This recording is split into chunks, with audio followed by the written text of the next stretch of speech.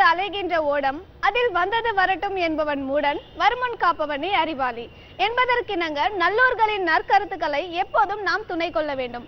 அந்த வகையில் இன்றைய சிறப்பு விருந்தினர் என்ன செய்திகளை நமக்காக கொண்டு வந்திருக்கிறார் என்பதை பற்றியும், அதை எப்படி நாம் ஏற்றுக்கொள்ளப் போகிறோம் என்பதை பற்றியும் இப்போது பார்ப்போம். இனி விடியலேவா நிகழ்ச்சியில் அடுத்த பகுதியாக வருகிறது சிறப்பு விருந்தினர் பகுதி.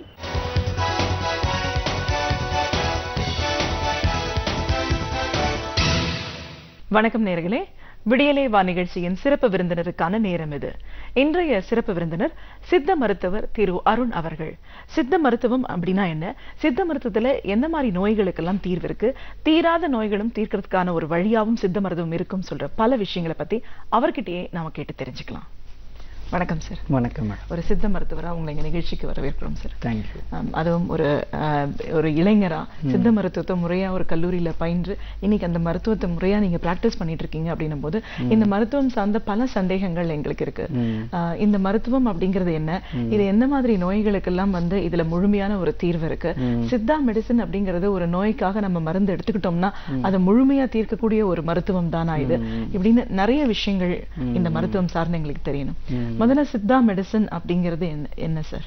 சித்த மருத்துவம் அப்படின்னால என்னன்னா மேடம், தமிழ்நாட்டில் ஒரு 2500 வருஷங்களுக்கு முன்னாடி வாழ்ந்த சித்தர்கள் என்று கூறப்பட்ட, இதுவரை கண்டறியப்பட்ட 18 சித்தர்கள் என்று கூறப்பட்ட அறிவியல் அறிஞர்களால் பல பரிசோதனைகளை மேற்கொண்டு உருவாக்கப்பட்ட ஒரு தமிழ்நாட்டு பாரம்பரிய மருத்துவ அறிவியல் மேடம்.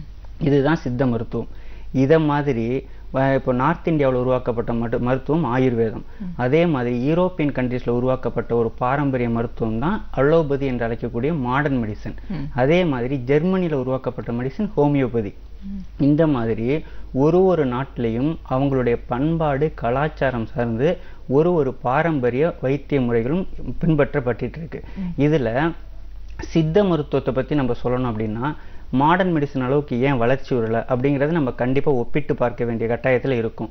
அது என்ன காரணம் அப்படிங்கறது என்னோட 6 வருஷ கல்லூரி படிப்புல நான் தெரிஞ்சுக்கிட்டது என்னன்னா, இப்போ மாடர்ன் மெடிசன் அலோபதி யூரோப்பியன் மெடிசன்ல அவங்க ஒரு விஷயத்தையுமே அறிவியலா பாக்குறாங்க. அறிவியல்ங்கிறது என்ன, இயலாமையை ஒத்துக்கிட்டு வளர்ச்சி அடைகிறது. அதே மாதிரி சித்த மருத்துவத்துல எக்கச்சக்க பயன்படக்கூடிய விஷயங்கள் எண்ணற்றவே இருக்கு மேடம்.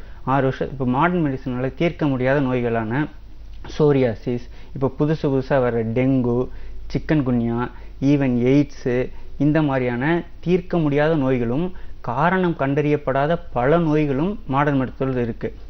அதற்கான தீர்வை நம்ம தேடி அவனே அலைஞ்சிட்டு இருக்கான். ஒரு நாளா எதை தின்னா பித்தம் தெளியும் நோயாளிகள் அலையிற விட எதை கொடுத்தா பித்தம் தெளியும் அப்படின்னு சொல்லிட்டு மருத்துவ விஞ்ஞானிகள் அலைஞ்சிட்டு இருக்காங்க.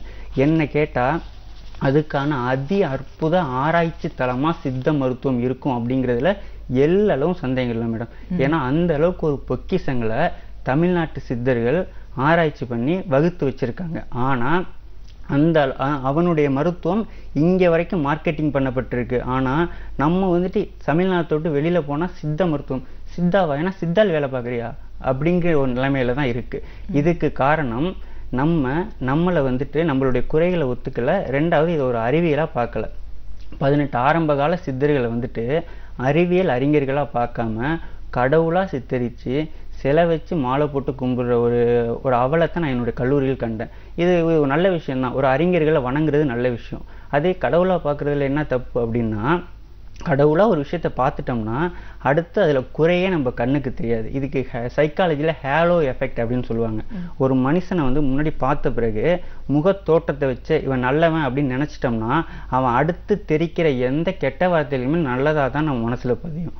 அதே மாதிரி ஒருத்தனை கெட்டவனா நினைச்சிட்டோம்னா அவன் எவ்வளவுதான் ஆக்கப்பூர்வமான சிந்தனைகளை கொட்டினாலும் அது ஒரு சமூக விரோத சிந்தனையா தான் படும். இதுக்கு ஹேலோ எஃபெக்ட்னு பேரு. அந்த மாதிரி சித்தர்கள் சொல்லக்கூடிய அறிவியல் அறிஞர்களை நம்ம கடவுளா பார்த்ததுனால அவர்கள் சொன்ன அற்புத ஆதிகால அறிவியல் விஷயங்களை நம்ம மாற்றுறது தீண்டத்தகாத செயலா கருதும். இப்போ ரெஸ்பிரேட்டரி ட்ராக் இன்ஃபெக்ஷன் வச்சுக்கோமே, அதுக்கு தாலிசாதி சூரணம்னு ஒன்று கொடுப்பாங்க. மிக அற்புதமான ட்ரக்கு. அது ஒரு என்ன ஆஸ்துமானா கார்டியாக் ஆஸ்துமா, பிராங்கியல் ஆஸ்துமா அப்படின்னு நிறைய வகைகள் இருக்கு. அதுல பிராங்கியல் ஆஸ்துமான்னு சொல்லக்கூடிய மூச்சு குழல்ல ஏற்படக்கூடிய ஒரு சுருக்கத்தினால ஏற்படக்கூடிய ஒரு ஆஸ்துமானை குணப்படுத்த ஒரு அற்புதமான ட்ரக்கு.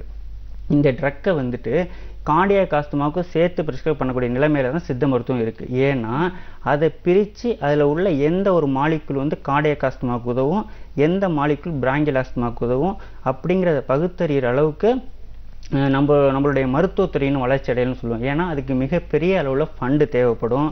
ஃபண்டு தேவைப்பட்டதுன்னா ஒரு அறிவாளியினுடைய ஆக்கப்பூர்வமான சிந்தனைகள் தேவைப்படும். ஒரு போர்டு மீட்டிங் மாதிரி போட்டு ஒரு அனுபவம் வாய்ந்தவர்களும் ஆர்வம் உள்ளவர்களும் இளைஞர்களும் ஒரு கலந்து ஆலோசிக்கணும். தங்கிட்ட என்ன இருக்குது அப்படிங்கிறத சொல்லணும், அவங்கள்ட்ட இருக்கிறத சொல்லணும். இது ரெண்டில் உள்ள குறைகளும் களையிறதுக்கு முன் வரணும். இந்த மாதிரியான ஒரு பக்குவங்கள் வளர்ந்துருச்சுன்னு வச்சுக்கோங்களேன். இப்போ மாடர்ன் மெடிசன் என்னங்க, அதெல்லாம் தூக்கி சாப்பிட்டு ஒரு 25-35 படி தாண்டி போய் மிகப்பெரிய ஒரு நிலையில் மாற்று மருத்துவம் நிலையில் இருக்க நம்ம சித்த மருத்துவம் உலக பொது மருத்துவமாக மாறும் அப்படிங்கிறதுல எல்லளவும் சந்தேகம் இல்லை அப்படிங்கிறது என்னுடைய கருத்து மேடம். நிச்சயமா சார். இப்போ நீங்க சொன்னதுல இருந்து மாற்று மருத்துவமா இருக்கிறது வந்து ஒரு பொது மருத்துவமா ஆகிறதுக்கு உண்டான எல்லா விஷயங்களும் சித்தால இருக்குன்னு நீங்க சொல்ல வர்றது புரியுது. சோ அப்படி இருக்கிற இந்த மருத்துவத்தோட தனி சிறப்புகள் பத்தி மட்டும் சொல்லுங்க சார். தனி சிறப்புகள் அதாவது மேடம், இப்போ தனி சிறப்புகள்னு பார்த்தீங்கன்னா இப்போ மற்ற மருத்துவத்தை வந்து சைடு எஃபெக்ட் அப்படின்னு ஒன்று சொல்றாங்க. அந்த சைடு எஃபெக்ட் வந்து இதில் மிக குறைவாக இருக்குது. சைடு எஃபெக்ட் இல்லைன்னு சொல்ல மிக குறைவாக இருக்குது. என்ன காரணம் அப்படின்னா இதில் வந்து ஃபுல் அண்ட் ஃபுல் மூலிகைகள் தான் பயன்படுத்துகிறாங்க. மூலிகைகள்னால் என்ன, நம்ம சாதாரண சாப்பிட்ற அரிசி கூட ஒரு மூலிகை தான், சாப்பாட்டில் சேர்த்துக்கிற கீரை கூட ஒரு மூலிகை தான், பருப்பு கூட ஒரு மூலிகை தான். இது எல்லாமே வந்துட்டு டெய்லி சாப்பிட்றோமே அப்புறம் எதுக்கு மருந்து அப்படின்னு நீங்கள் கேட்கலாம். ஆனால் இது ஒரு சில விஷயங்கள் வந்துட்டு நம்ம ஈஸியாக கிடைக்குது, அது வந்து தேவையான சத்தை தருது. இதுவே இங்கு கிடைக்காத விஷயங்கள் மலை பிரதேசத்தில் விளையுது. அங்கே கிடைக்கக்கூடிய மூலிகைகளை மருந்தாக எடுத்து கொண்டு வந்து மக்களுக்கு தராங்க. அப்படி தரும் பொழுது இப்போ சாப்பிட்டுட்டு இருக்க உணவுனால ஏதாவது சைடு எஃபெக்ட் இருக்கா? இல்லை. அதே மாதிரி அந்த மருந்துகள்னால எந்தவித சைடு எஃபெக்டும் வர்றதில்லை, நல்ல ஒரு எஃபெக்ட் மட்டும்தான் வருது. அது மிக முக்கியமான ஒரு பல சித்த மருத்துவத்தோட பெருமையா நம்ம கருதலாம் மேடம். இது ஒரு மிக முக்கியமான விஷயம், சைடு எஃபெக்ட் இல்லாதது.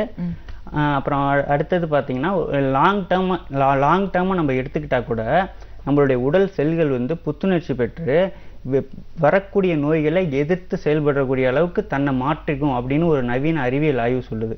இப்போ எப்படின்னா, இப்போ அம்மைன்னு ஒரு நோய் வருது பார்த்தீங்களா, அந்த நோய்க்கு நம்ம சாதாரணமாக எந்தவித இன்ஜெக்ஷனும் போடாமல் கூட எந்தவித மருந்துகளும் எடுத்துக்காமல் கூட நம்ம நோய் எதிர்ப்பு சக்தி வந்து அது தன்னைத்தானே சரி பண்ணிக்கிட்டு ஒரு தடவை வந்துச்சுன்னா திருப்பி வர விடாமல் பண்ணிடும். அந்த மாதிரியான ஆற்றல் நம்ம உடலுக்கு உண்டு. அந்த மாதிரி இந்த சோரியாசிஸ் அந்த மாதிரியான ஸ்கின் டிசீசஸ், ஆட்டோ இம்யூன் டிசீஸ்ன்னு சொல்லக்கூடிய காரணம் கண்டறியப்படாத தன்னுடைய உடல் செல்களை தன்னைத்தானே நோய் எதிர்ப்பு சக்தி அளித்து கொள்ளக்கூடிய இந்த ஆட்டோ இம்யூன் டிசீஸுக்கெல்லாம் ஒரு சில சித்த மருந்துகளை நம்ம தொடர்ச்சியாக உணவு எடுத்துக்கொள்கிற மாதிரி எடுத்துக்கிட்டோம்னா அது பிற்காலத்தில் வரவிடாமல் தன் சந்ததிகளுக்கு வரவிடாமல் பாதுகாக்கக்கூடிய அளவுக்கு மரபணுக்களே மாற்றும் அப்படின்னு சொல்லிட்டு இப்போ ஒரு நவீன ஆய்வு சொல்லுது மேடம். இது ஒரு மிக முக்கியமான பெருமையாக நான் எடுத்துரைக்கிறேன் மேடம். கண்டிப்பா சார். இப்போ மருத்துவம் அப்படின்னா பல விதங்கள் இருக்குன்னு பார்க்குறோம். ஒரு சாதாரண காமன் கோல்டு சளியிலிருந்து பெரிய பெரிய தீராத வியாதிகள் வரைக்கும் எல்லாமே நோய்கள் தான். நம்ம உடம்புல ஒவ்வாமைன்னு சொல்ற ஒரு கூடிய விஷயங்களும் நிறைய இருக்கு. சித்தா அப்படின்ற இந்த மெடிசன், இந்த மருத்துவத்தை எடுத்துக்கிட்டோம்னாக்கா எந்தெந்த வியாதிகளுக்கெல்லாம் இதுல நிரந்தர தீர்வு இருக்குன்னு சொல்ல முடியும்? ஓகே, இப்போ எந்தெந்த நோய்களுக்கு நிரந்தர தீர்வு இருக்கு அப்படிங்கிறது ஒரு முக்கியமான விஷயம். இப்போ ஏன்னா இப்போ சித்த மருத்துவத்தை மக்கள் எந்தெந்த நோய்களுக்காக நாடணும் அப்படின்னா, ஒரு 6 வருஷம் படித்தவங்க முறையில் சொல்கிறேன்.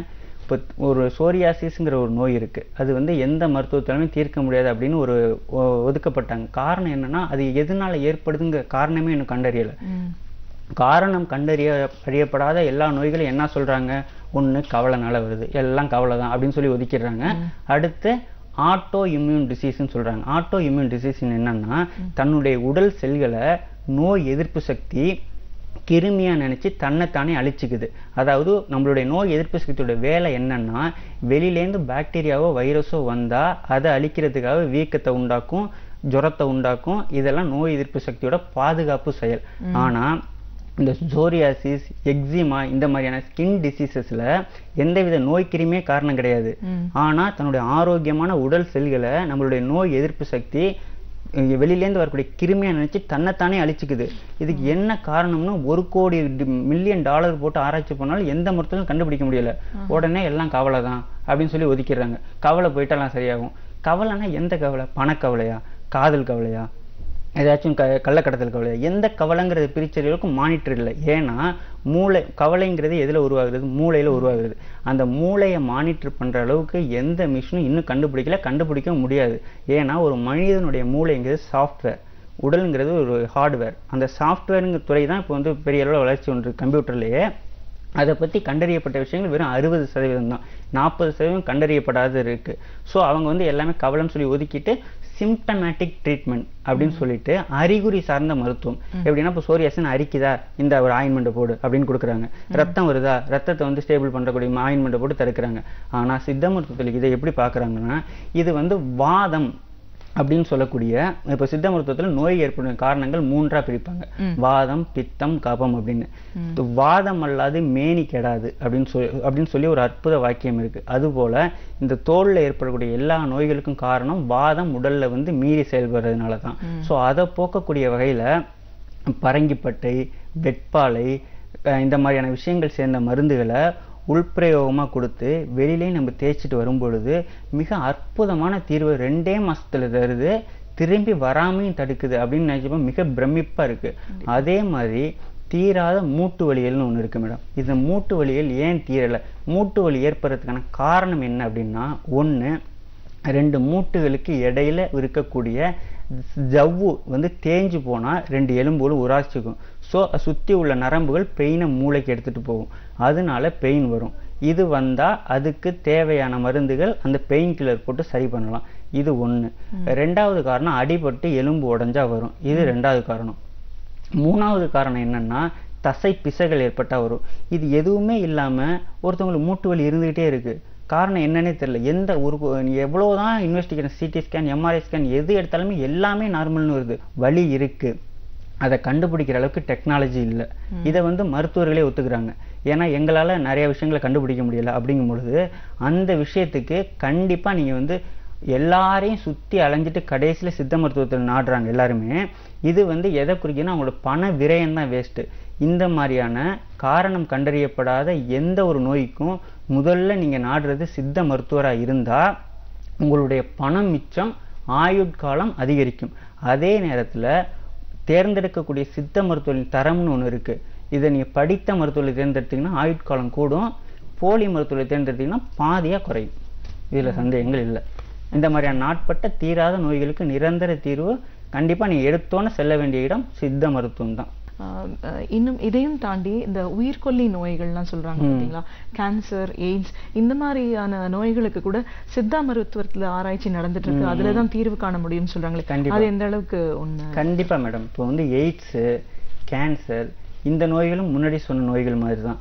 இது இப்போ கேன்சர் வந்து பரம்பரை ரீதியா வருதுங்கிறாங்க. ஆனா ஒரு சில பரம்பரை வந்து நல்லா ஹெல்த்தியா இருக்காங்க, சாக போற வரைக்கும் உழுதுகிட்டு இருக்கான். அதே மாதிரி சிகரெட், பீடி குடிக்கிறதுனால வருது. அது வந்து கண்டிப்பா கண்டுபிடிச்சப்பட்ட ஒரு உண்மை. அதிகமா ஸ்மோக் பண்ணா கண்டிப்பா கேன்சர் வரும் அப்படிங்கிறது 80% முடிவாயிருக்கு. அந்த ஒரு விஷயத்தை ஐசோலேட் பண்ணிட்டாங்க. ஸோ நீ சிகரெட் குடிச்சா வருது, அதுல இருந்து நம்ம வந்து வாழ்க்கை தரத்தை மாத்திக்கலாம். பரம்பரை ரீதியா வருதுன்னு சொல்றாங்க. ஒரு சில பரம்பரையில வந்து எந்த வித விஷயமே இல்லாம திடீர்னு அட்டாக் ஆகுது. இவன் வந்து குடிக்கிறது இல்ல, ஸ்மோக்கிங் பண்றது இல்ல, ரொம்ப நல்லவனா இருக்கான், ஆனா அவனுக்கும் கேன்சர் வருது. இப்படி வரும்பொழுது அவன் மனசு உடைஞ்சு போய் ஒரு மன நோயாளியாவே ஆயிடுறான். என்ன பண்றதுன்னே தெரியல. இப்ப எதுக்கு மருந்து இல்லை அப்படின்னு நம்ம ஆராய்ச்சி பார்த்தோம்னா, எந்தெந்த நோய்களுக்கான காரணம் கண்டறியப்படவில்லையோ அந்த நோய்களுக்கு மட்டும்தான் தற்பொழுது மருந்துகள் இல்லை. அந்த மாதிரி எய்ட்ஸ்ங்கிறது ஒரு கிருமினால வந்தாலும் அது பாதிக்கிறது மனிதனுடைய நோய் எதிர்ப்பு சக்தியை. எய்ட்ஸ்ங்கிறது ஒத்த நோய் கிடையாது, அது ஒரு உறுப்பை மட்டும் பாதிக்க கிடையாது. நோய் எதிர்ப்பு சக்தியை பாதிச்சிருச்சுன்னா இந்த வெளியிலேருந்து வரக்கூடிய ஒரு சின்ன தூசி கூட மூச்சுக்குள்ள சிதைச்சிடும். ஏன்னா நோய் நம்ம ப்ரொடக்டிவ் சிஸ்டமே இல்லை. நம்ம உடல்ல வந்துட்டு ஏற்படக்கூடிய எல்லா நோய்களுமே சரி பண்ணிக்கூடிய ஆற்றல் நமக்கு இருக்கு. இப்போ இந்த இடத்த ஆராய்ச்சி பார்த்தோம்னா 1 கோடி பாக்டீரியாக்கள் இருக்கும், 10 கோடி வைரஸ்கள் இருக்கும். இது எல்லாத்தையும் மீறி நம்மளுடைய உடல் நம்மளை வந்து பாதுகாத்துட்டு இருக்கு. அந்த அளவுக்கு ப்ரொடக்டிவ் சிஸ்டம் சொல்லக்கூடிய ரத்த வெள்ளை அணுக்கள், ரத்த தட்டுக்கள், இந்த மாதிரி விஷயங்கள் நம்மளை பாதுகாத்துட்டு இருக்கு. இந்த எய்ட்ஸ்ல human immunodeficiency virus, HIV virus உள்ள போன பிறகு இந்த ப்ரொடக்டிவ் சிஸ்டத்தை மொத்தம் அழிச்சிருது. அழிக்கும் பொழுது எல்லா நோயும் வரும். ஈஸியாக டைஃபாய்டு வரும், ஈஸியாக மலேரியா வரும், வயிற்றுப்போக்கு காரணமே இல்லாமல் வரும். நீங்கள் பியூரிஃபை பண்ண பிஸ்லரி வாட்டர் குடித்தா கூட அப்படியே வயிற்றுப்போக்காக மாறும். அதில் உள்ள 99.1% பியூரிஃபைன்னு சொல்லி விளம்பரம் பண்ணுவாங்க. அந்த 0.1% கூட இவங்களுக்கு பாதிப்பாக இருக்கும். ஏன்னா நோய் எதிர்ப்பு சக்தி மொத்தமாக போச்சு. இது எதனால போகுது, இதை எப்படி கட்டுப்படுத்துறது அப்படிங்கிற ஆராய்ச்சி மெத்த படித்த மேதாவிகளுக்கும் தெரியல, அறிஞர்களுக்கும் தெரியல. அப்படி இருக்கும் பொழுது ஆராயப்படாத அதி அற்புதமான 1000 விஷயங்கள் கொண்ட ஒரு விஷயம்னா சித்தா, ஆயுர்வேதா இப்படின்னு, அதாவது வளர்ந்த நாடுகளில் இருக்கக்கூடிய பாரம்பரிய மருத்துவத்தை விட வளர்ந்துகிட்டு இருக்க நாடுகளில் உள்ள பாரம்பரிய மருத்துவத்தில் நிறைய பொசிஷன் இருக்கு. காரணம் என்னன்னா, அவன் வளர்ச்சி அடைஞ்சதுனால அவனுடைய எல்லா பாரம்பரிய மருத்துவத்தையும் அக்கு வேற ஆணி வேற பிரிச்சு மேய்ஞ்சிட்டான். அதுல என்னதான் இருக்கு எது இல்லைன்னு சொல்லி ஒமிட் பண்ணிட்டான். ஆனா நம்ம நாட்டுல நிறைய பேருக்கு சாப்பிட்றதுக்கே வழி இல்லை. 70 கோடி பேர் ஏழ்மையாக தான் இருக்காங்க. 23 ரூபா சம்பாதிச்சா அவன் வந்து ஒரு அடிப்படை தேவையை பூர்த்தி பண்ணிக்கலாம்னு ஒருத்தர் சொல்லும் பொழுது அப்போ நாட்டோட நிலைமையை நம்ம நினச்சி பார்த்துக்கலாம். அப்படி இருக்கும் பொழுது நம்மள்ட்ட உள்ள பாரம்பரிய விஷயத்தில் நல்ல விஷயம் எதுன்னு ஆராய்ச்சி பண்ணி நம்ம கண்டுபிடிக்கணும்னா காலங்கள் 100 ஆகலாம், 100 ஆண்டுகள் ஆகலாம். 100 ஆண்டுகள் வரைக்கும் இந்த மக்கள் இவ்வளோ நோய் நொடியோடு தான் வாழணுமா? இது ஒரு அவலம் இல்லையா? அப்படி இருக்கும் பொழுது கண்டிப்பாக அப்போ கூறப்பட்ட மருந்துகளை எடுத்து நம்ம கொடுத்து பார்க்கும் பொழுது எக்ஸ்ட்ராடினரியான ரிசல்ட் இருக்கு. நோய் எதிர்ப்பு சக்தியை உடனடியாக பூஸ்ட் பண்ணுது எய்ட்ஸ் பேஷண்ட்டுக்கு கொடுக்கும் பொழுது. அதே மாதிரி கேன்சர் பேஷண்ட்ஸுக்கு தன்னுடைய செல்கள் வந்து தன்னைத்தானே பொருள் எப்படி பண்ணிக்கிட்டே இருக்கு, உற்பத்தி பண்ணிக்கிட்டே இருக்கு அதிகபட்சமாக. அது என்னன்னா என்ன காரணம்னே தெரியல, தன்னைத்தானே எங்கெங்கேயோ செல்கள் உற்பத்தி பண்ணிட்டு இருக்கு. இதுக்கு நம்ம கொடுக்கும் பொழுது அந்த கீமோதெரபின்னு சொல்லக்கூடிய ரேடியேஷன் மீறின ஒரு சக்தியை இந்த நவபாஷானம் அந்த மாதிரியான விஷயங்கள் கொடுக்கும் பொழுது அதிகமான ஹீட்டை ப்ரொடியூஸ் பண்ணி நம்ம செல்கள் வந்து ப்ரோலிஃபரேஷன் ஆகிறத மட்டுப்படுத்துது. ஒரு இடத்துல வந்துட்டு இந்த செல்களை வந்து மட்டுப்படுத்தின பிறகு நம்மளுடைய மூளை வந்துட்டு அந்த மருந்துக்கு பழகிடுது. ஸோ இதுல வந்துட்டு அந்த செல்களை வந்துட்டு கட்டுப்படுத்தக்கூடிய சக்தி இருக்கு அப்படின்னு பழகின பிறகு மூளையை வந்து ஒரு விஷயத்துக்கு பழக்கப்படுத்துறது தான் கஷ்டம். அது பழக்கப்படுத்திருச்சுன்னா தன்னைத்தானே மற்ற இடத்துக்கும் சரி பண்ணிக்கும். அந்த மாதிரி ஒரு இடத்துல இருக்கக்கூடிய கேன்சரை சரி பண்ண மூளையும் நோய் எதிர்ப்பு சக்தியும் பழகிருச்சுன்னா, கேன்சரோட முக்கிய விஷயம் என்னன்னா, ஒரு இடத்துல வந்து நீங்க சர்ஜரி பண்ணி எடுத்துட்டா கூட மற்ற சிஸ்டத்துக்கெல்லாம் பரவும். ஆனா இந்த மருந்துகள் வந்து இதை கட்டுப்படுத்துதுங்கிறது தெரிஞ்சு மூளை பழகிருச்சுன்னா மற்ற எல்லா இடத்துக்கும் இதனுடைய எஃபெக்ட் அதுவே கொண்டு போயிடும். நம்ம ஒண்ணுமே பண்ண வேண்டியதில்லை, தூண்டுறது மட்டும் தான் நம்ம வேலை. அப்புறம் நம்ம தூங்குனா கூட அது சரி பண்ணிக்கும். இந்த மாதிரியான ஒரு அற்புத விஷயங்கள் சித்த மருத்துவத்தில் இருக்கு. ஸோ எய்ட்ஸ்க்கும் கேன்சருக்கும் இன்றைய மருத்துவ நிலைமையின்படி வளரும் நாடுகளில் உள்ள பாரம்பரிய மருத்துவத்தில் முக்கியமா சித்தா, ஆயுர்வேதா, யுனானி, ஹோமியோபதி இந்த மருத்துவங்கள்ல இருக்கக்கூடிய மருந்துகள் தான் தற்போதைய நிரந்தர தீர்வு அளிக்கும் அப்படிங்கிறது என்னால ஆணித்தனமா சொல்ல முடியும். நிச்சயமா சார். மனநோய் சொல்றோம், நம்ம நிறைய சைக்கலாஜிக்கல் டிஸார்டர், ஒரு சைக்கியாட்ரிஸ்ட் பாக்குறோம் அப்படின்னு சொல்றோம். நம்மளோட பாரம்பரிய மருத்துவத்துல மனநோய்க்கான தீர்வுகள் இருக்கு. Very nice. அதாவது மேடம், இப்போ நீங்க மனநோய்களுக்கு சித்த மருத்துவத்துல மருந்து இருக்கா அப்படின்னு கேட்டிருக்கீங்க. அதுக்கு முன்னாடி மனநோய்னா என்னன்னு நம்ம பார்த்துடலாம். இப்போ மக்கள் கருதக்கூடிய மனநோய் என்னன்னா, ஒரு குளிக்காம சட்டை போடாம ஒழுங்கா தன்னை சுத்தப்படுத்திக்காம இருக்கிறது தான் மனநோயின்னு சொல்றாங்க. அது வந்துட்டு